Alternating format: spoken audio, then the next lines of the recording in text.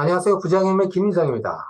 오늘은 서울 관악구 신림동에 돈 되는 다가구 주택을 가져왔습니다. 오늘의 물건에 대해서 물건 분석과 권리 분석, 임차인 분석, 가격 분석까지도 자세히 해보겠습니다. 끝까지 시청하면서 같이 분석을 해볼까요?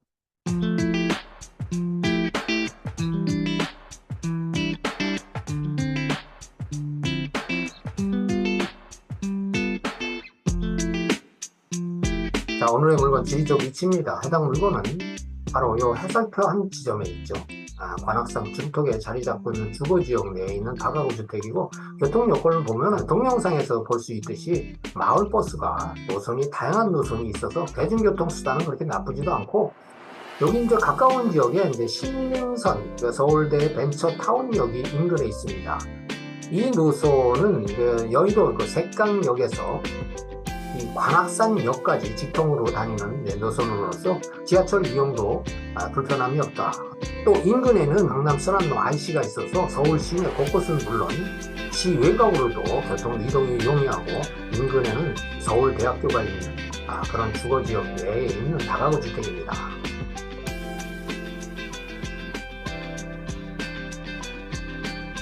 잠시 후 목적지 주변입니다. 자, 여긴 찾을 데가 있네요. 거기가 우선 주차장이죠.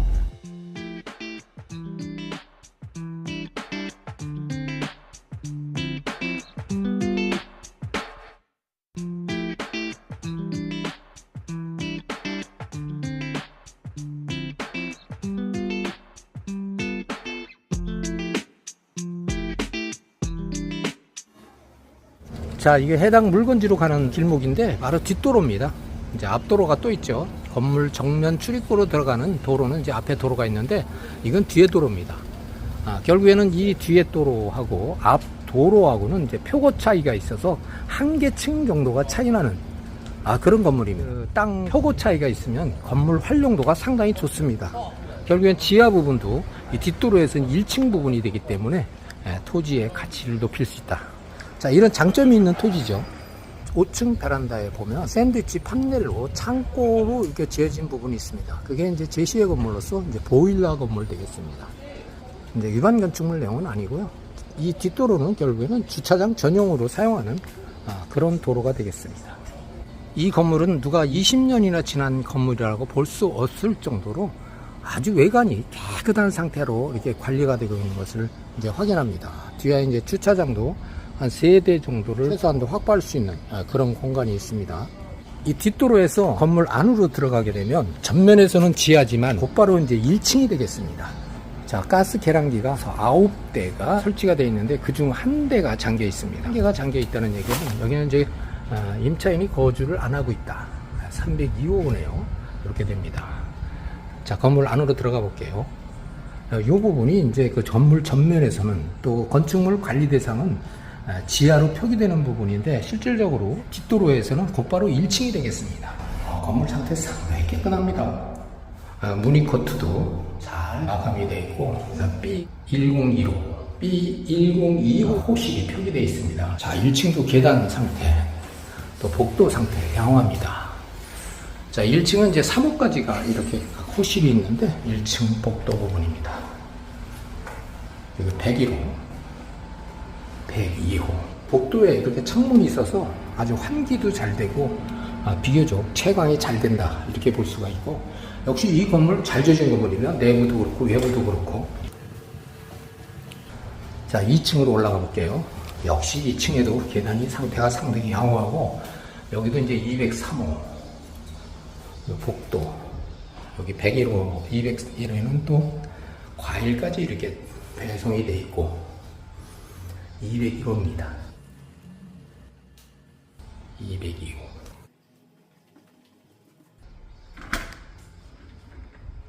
자, 이 부분은 이제 보일러실이 되겠습니다. 2층도 이렇게 창문이 있어서 채광이나 또 통풍이 잘 되는 그런 구조로 되어 있습니다. 잘 되어 있습니다. 자, 근데 여기는 조금 저 천장에 누수되는 흔적이 좀 보이네요.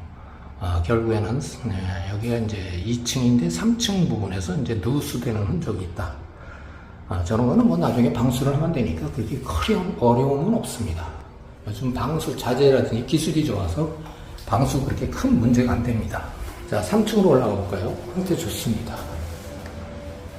여기서 3층도 이제 303호까지 이렇게 호실이 구성되어 있고, 역시 현관문 깨끗합니다. 1, 2층, 지하층까지 아주 똑같은 구조로 301호에서 303호까지 이렇게 구성되어 있고, 이 302호 같은 경우에는 지금 각종 안내문이 많이 붙여 있네요. 임차인이 이사를 갔을 가능성이 많다, 이렇게 보고요. 4층으로 가볼까요? 4층도 역시 깨끗합니다. 이 건물을 누가 이거 경매로 나온 물건이라고 하겠습니까? 경매 물건 이렇게 관리가 잘 돼 있을 수가 없는데 너무 관리가 잘 돼 있습니다. 여기 4층 부분입니다. 복도 부분에는 임차인들이 내놓은 짐들이 상당히 많네요. 자전거도 있고 물이 택배로 와 있는 것도 보이고, 역시 구조는 똑같죠. 5층으로 올라가 볼까요? 자, 5층도 계단, 벽 상태 양호합니다. 5층 현관 부분이죠. 501호라고 표기가 되어 있고, 5층에 이제 한 가구가 살 수 있게끔 그렇게 구성이 되어 있죠. 6층으로 가볼까요? 계단도 그렇게 가파르진 않습니다. 자, 6층도 역시 한 가구. 자, 이제 옥상 부분입니다. 이 지역이 높은 지역이라 이게 서울 신림동 전경입니다. 바로 옆에는 녹음 짙은 그런 나무들이 또 있어서 환경이 상당히 좋죠. 옥상은 그렇게 넓지는 않습니다. 이 부분은 이제 보일러실로서 제시의 건물로서 창고 부분이 되겠죠. 우레탄 방수가 좀 까져서 이건 이제 향후에 방수를 좀 해야 될 그런 부분도 좀 보입니다. 건물 외관이고 내부 복도, 현관 전부 다 지금 상태는 좋은데, 옥상에 이런 부분은 이제 소소한 그런 수선할 부분이 되겠습니다. 엄청나게 날씨 덥네요. 땀으로 아주 목욕을 했습니다. 그런데 바로 물건지 주변에는 산자락의 자리를 갖고 잘 조성된 공원이 있습니다. 자, 이 공원의 벤치에 앉아서 오늘의 물건을 권리 분석을 해보겠습니다. 사건 번호는 2022-107686, 매각기일은 2023년 8월 9일자에 서울중앙지방법원에서 임의 경매로 시작되는 물건이고요. 최초 매각 가격, 감정 가격이죠. 12억 6,198만 280원에 시작해서 이번 차수 3회차입니다. 감정 가격의 64%대인 최저 매각 가격 8억 766만 7천원에 시작되는 물건입니다. 소재지는 서울특별시 관악구 신림동 251-273번지에 소재하는 물건으로서 대지가 175평방미터에 평수로는 52.94평, 건물은 498.65평방미터에 150.84평, 중형평수 이상 되는 그런 다가구 주택으로 지하 1층에 지상 6층, 16가구가 임대 중에 있는 그런 물건입니다. 자, 건축물 관리대장을 확인을 해보니까 지하 1층에 지상 6층으로 허가가 난 것을 이제 확인하고요. 처음에 건축 허가 당시에는 지하 1층에서 지상 4층까지가 근린생활시설, 독서실로 이렇게 허가를 받았습니다. 그러나 지금은 5층, 6층과 더불어서 전층이 주거용으로 임대를 놓고 있는 건물임을 이제 확인할 수가 있고요. 사용 승인일은 2003년 6월 4일자, 20년 정도 된 건물입니다. 이 건물의 상태는 20년이라고 할 수 없을 정도로 너무 상태가 양호합니다. 당초 허가 내용하고 좀 다르게 지금 이용되고 있는데, 이제 건축법 위반된 내용을 이제 확인을 해야 되는데, 자, 여기에 2010년 5월 18일자에 위반 건축물로 표기가 되어 있는데, 그 내역을 보면 상당히 미미한 수준이었습니다. 5층 주거시설로서 6평방미터 정도가 이제 위반된 내용이었는데, 그나마도 2019년 10월 16일자에 위반 건축물 표기가 해제됐습니다. 시정 완료로 인해서 해제가 됐기 때문에 이 물건은 용도 변경으로 인한 위반 내용에 표기는 없는 것으로 건축물 관리대상에 확인을 합니다. 평면 구조입니다. 임대 보증금 상황을 한번 살펴보면 지하에는 2개 호실이 있죠. 그래서 보증금이 B01호가 3천만 원, B02호가 3천에 33만 원, 또 지상 1층에는 1,500, 5천, 3천. 자, 이렇게 지금 임대가 세팅이 되어 있고요. 201호가 8천, 또 2천에 15만 원, 3천만 원. 3층은 8천, 3천, 5천. 4층은 3천, 3천, 6천. 5층은 보증금 1억 6천만 원에 10만 원, 6층은 보증금 1억 3천만 원에 지금 임대가 돼 있는 상태로 임차인들이 신고한 금액입니다. 여기 이제 빨간 표시된 부분들은 이제 제시의 부분입니다. 동영상에서도 봤듯이 이게 창고 부분입니다. 그래서 위반된 내용은 아니고요. 그래서 이 물건에는 총 16가구에서 보증금 총액이 9억 500만 원에 58만 원에 임차인들이 신고를 했습니다. 확인된 금액이죠. 자, 임차인 현황을 볼까요? 임차인 권리 분석을 해보면 이거 간단합니다. 우선 계약력이 있는지 여부가 중요하고요. 전입세대 16가구 중 16가구 전부 권리신고와 배당 요구를 했고 그중 14가구는 최우선 변제금에 해당돼서 우선 배당을 받습니다. 자, 이 물건에는 16세대가 전부 계약력 없는 임차인으로서 매수인이 임차 보증금에 대해서는 추가 부담이 없는 물건이다. 이렇게 분석이 되고요. 명도도 비교적 수월한 물건으로 판단이 됩니다. 최우선 변제금까지 받는 그런 임차인들이 많기 때문에 이제 명도가 수월하다. 이렇게 분석이 되는 겁니다. 등기상 권리 분석입니다. 자, 이 물건은 2020년 2월 13일자에 매매를 통해서 현 소유자가 취득한 일에 임대 수익 중에 있다가 지금 경매로 나온 물건으로 2022년 8월 16일자 경기 남부 수협에서 근저당권에 의해서 경매 개시 결정이 됐습니다. 그래서 이 물건의 청구 금액은 7억 9,542만 8,455원으로서 경매 취하될 가능성은 없는 물건으로 파악이 되고요. 가압류가 상당히 많습니다. 설정금 총액만 해도 14억 9,400. 근저당권도 4건이나 있어서 설정금 총액이 17억 7,900만 원. 엄청난 금액이 여기 설정돼 있네요. 임차권도 4건이 설정돼 있습니다. 2억 6만 원에 이제 설정이 돼 있는데 물건의 말소 기준 권리는 2020년 2월 13일자 경기 남부 수협의 근저당권입니다. 이 근저당권 말소와 동시에 해당 물건에 설정돼 있는 모든 권리는 소멸됩니다. 매수인에게 인수되는 권리가 없는 깨끗한 물건이다. 자, 이렇게 분석이 됩니다. 가격을 비교 분석해 볼까요? 주변 매물대입니다. 네이버 부동산에 나온 매물인데 매물이 많지 않네요. 어느 지역을 불문하고 다가구 주택, 수익형 건물들 매물이 그렇게 많지 않습니다. 자, 여기 이제 한번 물건들을 보면 5억 6천만 원에도 나와 있는데 여기 6억 6천만 원짜리도 있고 자, 여기 이제 건물이 상당히 오래됐습니다. 30년이 넘은 건물이죠. 이 지역은 대개 보면 30년 이상 된 건물들이 상당히 많은 것을 우리가 이제 확인했습니다. 이렇게 30년이 넘어버리면 건물 상태에 따라서 위치에 따라서 또 수익형에 따라서 물론 다르지만 건물부는 뺀 토지 가격으로 오는 경우가 많습니다. 그래서 2천만 원 이하에 나오는 경우가 많은데 자, 이 물건을 보면 상당히 물건이 작습니다. 우리 문적은 이 연면적이 500평방미터에 가까운데 이건 뭐 120평방미터 정도밖에 안 되기 때문에 우리 물건하고는 좀 비교가 좀 안 되네요. 전부 비교가 잘 안 되는 물건들만 많습니다.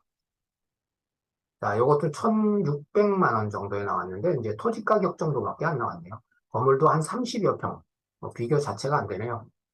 자, 이것도 33평 건물 면적이 다 작은 한 가구 정도가 사는 단독주택 정도밖에 안 나와 있네요.